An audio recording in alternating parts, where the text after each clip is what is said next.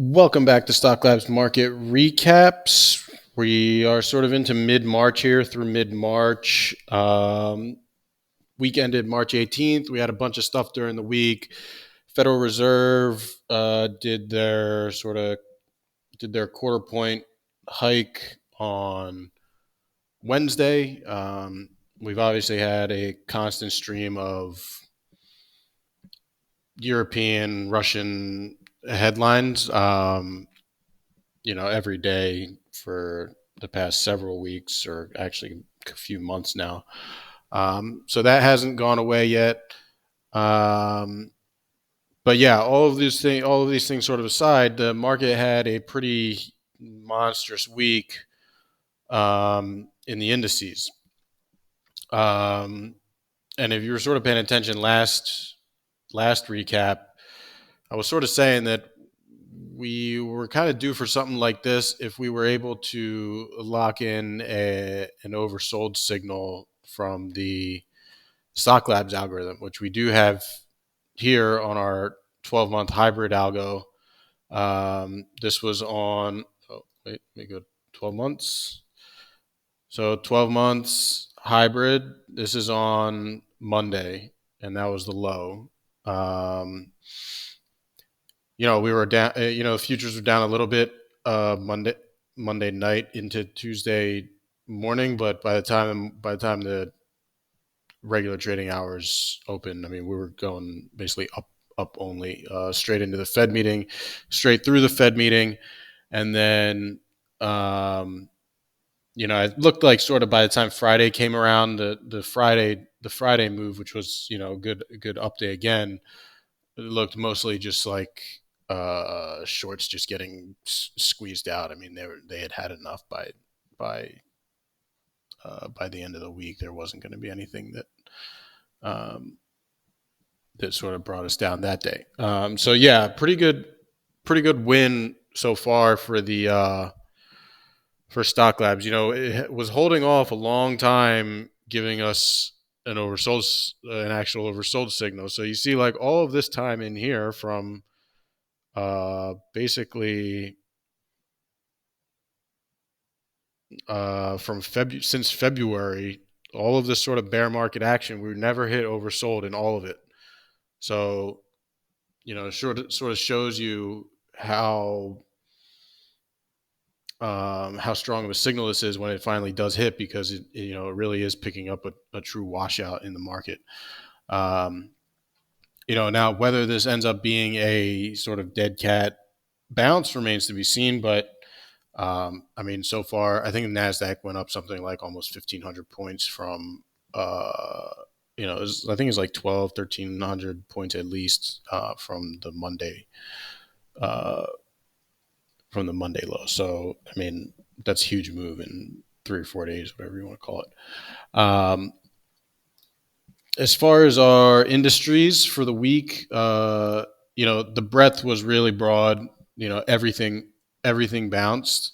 And now the only stuff that didn't bounce, or that didn't perform as well, basic materials, which obviously, like we've said, are tied to the sort of war, trade, and the developments of that. But basic materials have also been the huge outperformer this year so far. Like if I go to year to date, they're the only sector that's really done any performance. So it makes sense sort of that in a week where all of the stuff that has gotten taken to the woodshed bounces, the materials, they don't come along because it's a little bit of rotation action. And utilities mostly flat for the week. As far as subsectors go, I mean, there were a lot. I mean, this is the broadest breadth we've had on any move since probably I don't know exactly, but since probably somewhere around when we were coming off the March 2020 lows. We sort of saw some stuff like this end of March, early April, those sort of months. I mean, so this is 25 names here. Okay, 50. 75. So that would have been 100. So we've got 95 sectors that are up over 5%. So I mean, obviously, if you've been watching these, we haven't had anything close to that for a long time. And then worst performing sectors. Okay, so yeah, just the oil and gas stuff was a little soft, but really, I mean, nothing was down. Um, if you had stocks that were down, I mean, I'm going to say it was almost impossible for you to have stocks that were down that weren't just a part of these. Like if you have a stock that was down this week and it's not, specifically tied to this sort of war trade, then it's trash. It's not ever going to do anything for you. Okay, so yeah, strong breath from a sector standpoint, and then from a market cap standpoint, this obviously is not going to be all that different. Okay, plus 6.6% on 1 to 5 billion.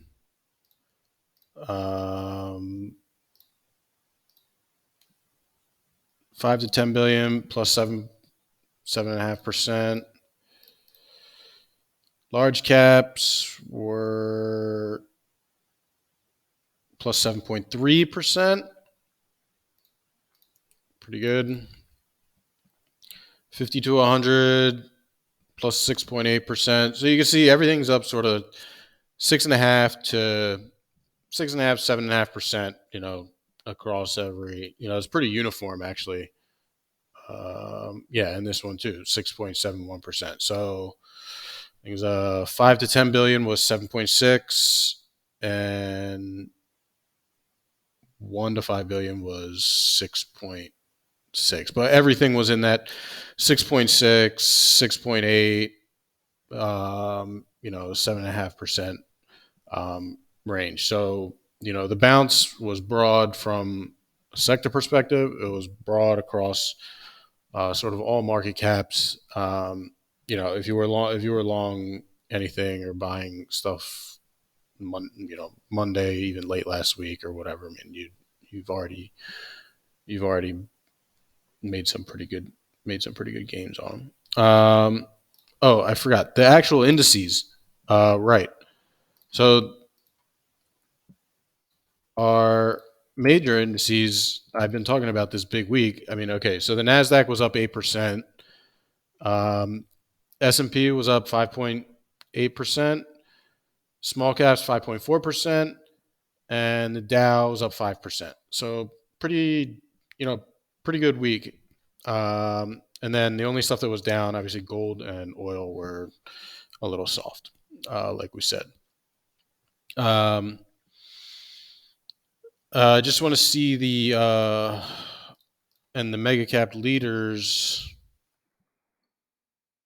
which obviously bounced with the market.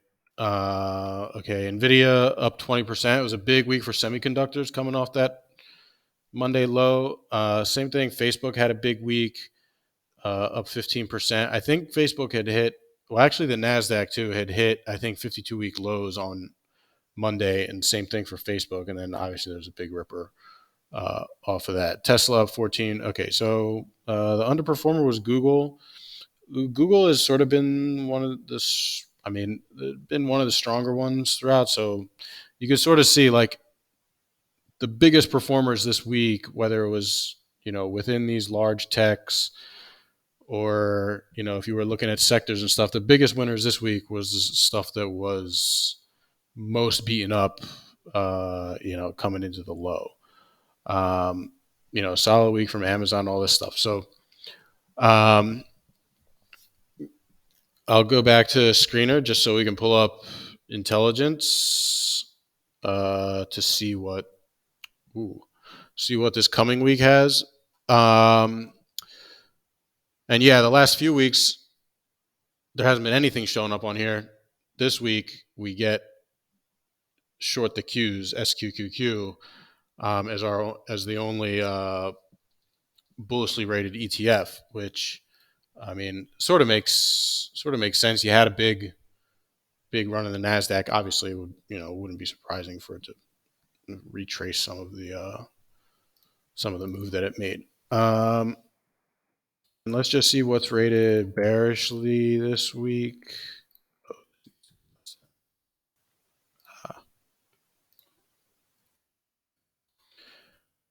Okay,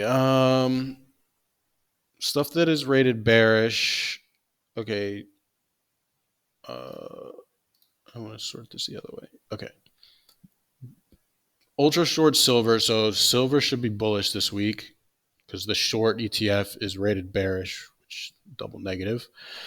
Ultra short natty gas also bearish, so natural gas is bullish.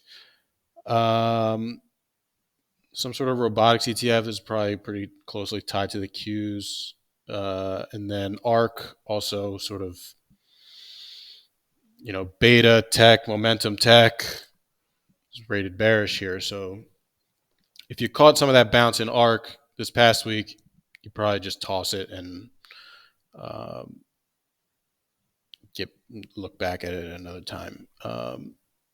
Okay, palladium is rated bearish. I don't know anything about palladium. And then whatever this digital transformation ETF is, it sounds like it's probably similar to like this ARC stuff, whatever techie type stuff. So that's also rated bearish. So not a whole lot to go with here. I mean, the Qs are rated bearish, so I mean, probably look for tech to give back some of the gains that it made this week. But other than that, the oversold signal, I mean, basically paid out already in the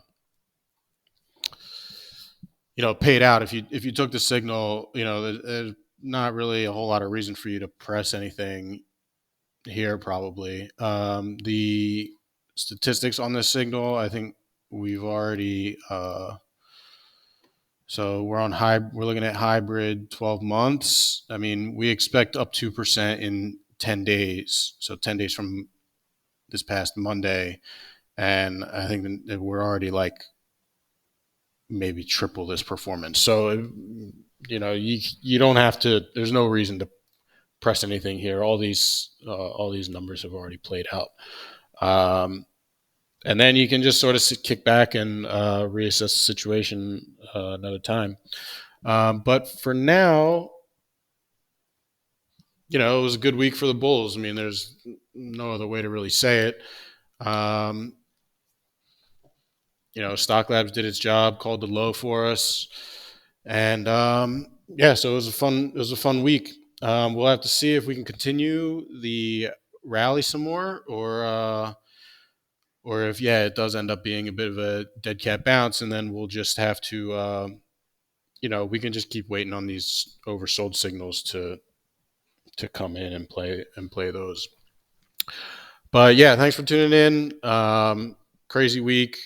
Hope everyone at least got a piece of it, and be back next week to just assess how we're progressing here into the end of the first quarter already. Talk to you guys later.